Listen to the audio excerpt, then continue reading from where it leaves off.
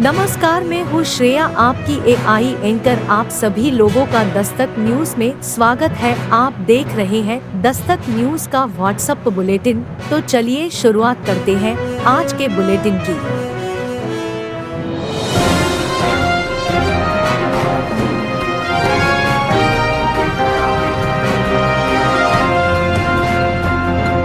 आप देख रहे हैं दस्तक न्यूज।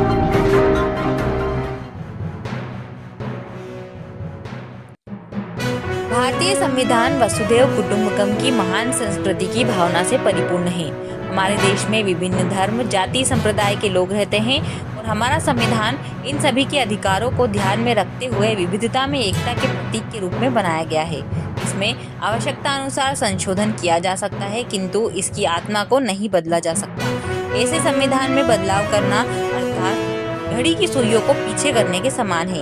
यदि समय के अनुसार परिवर्तन की आवश्यकता महसूस होती है तो परिवर्तन का उद्देश्य स्पष्ट होना चाहिए।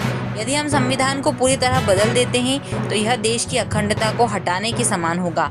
पुराने नियमों को 21वीं सदी में वापस नहीं लाया जा सकता। हमारे देश में गरीबी, बेरोजगारी, असमानता जैसी समस्याएं हैं, किंतु ऐसा नहीं है कि हमारे संविधान में कोई कमी है।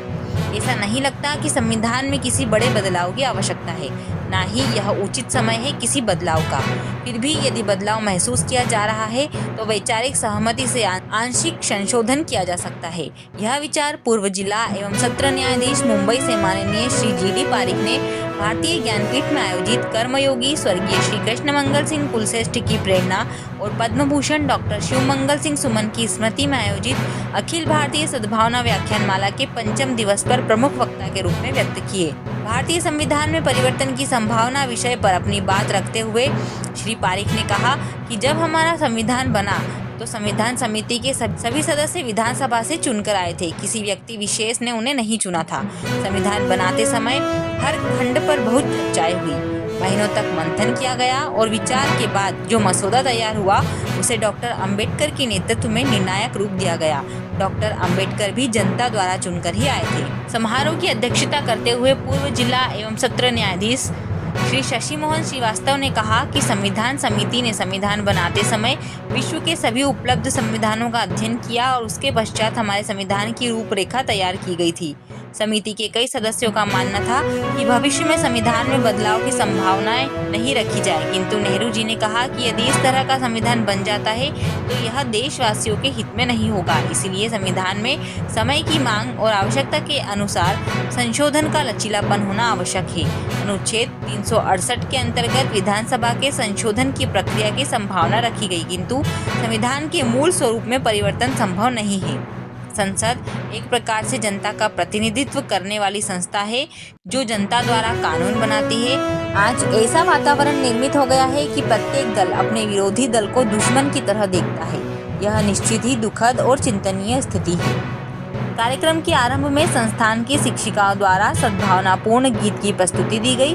व्याख्यानमाला को उज्जैन के पहले कम्युनिटी रेडियो दस्तक 90.8 FM पर भी सुना गया। व्याख्यानमाला को सुनने के लिए भारतीय ज्ञानपीठ के सद्भावना सभागृह में advocate Virendra Sharma, advocate Bhupendra Sengar, advocate Pradeep Goswami, advocate Mukesh Rathore, advocate Rashiduddin, doctor Rafiq Nagori, doctor Ramakant Nagar, Sushri Sheela Vyas, doctor Smita Derashri, Shri Sudhir Srivastava, doctor Sunita Srivastava सहित बड़ी संख्या में बौद्धिक जन और पत्रकार गण उपस्थित थे। संचालन संस्था डायरेक्टर श्रीमती अमृता कुलश्रेष्ठ ने किया। कल दिनांक 10 दिसंबर को सद्भावना व्याख्यानमाला में प्रसिद्ध कहानीकार और उपन्यासकार अहमदाबाद की माननीय डॉक्टर प्रणव भारती मानसिक संत्रास की परिधि में पीढ़ियां विषय पर अपना व्याख्यान प्रस्तुत करेंगी। समारोह की अध्यक्षता प्रजापिता ब्रह्म कुमारी ईश्वरीय विश्वविद्यालय नागदा क्षेत्र प्रभारी ब्रह्म कुमारी पूनम बहन जी द्वारा की जाएगी।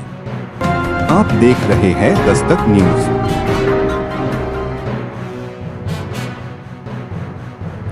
शहर के महाकाल थाना के अंतर्गत खत्रीवाड़ा क्षेत्र में सोनी कॉम्प्लेक्स के सामने रहने वाली गर्भवती महिला ममता पति पंकज शर्मा के घर में घुसकर 2 अज्ञात महिलाओं ने लूट की घटना को अंजाम दिया है।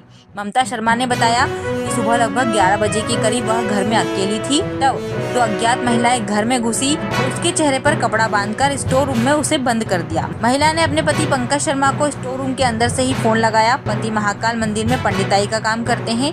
वह आनन फानन में घर पहुंचे। आकर देखा तो घर की अलमारी का ताला टूटा हुआ था और स्टोर रूम में पत्नी बेसुध पड़ी हुई थी।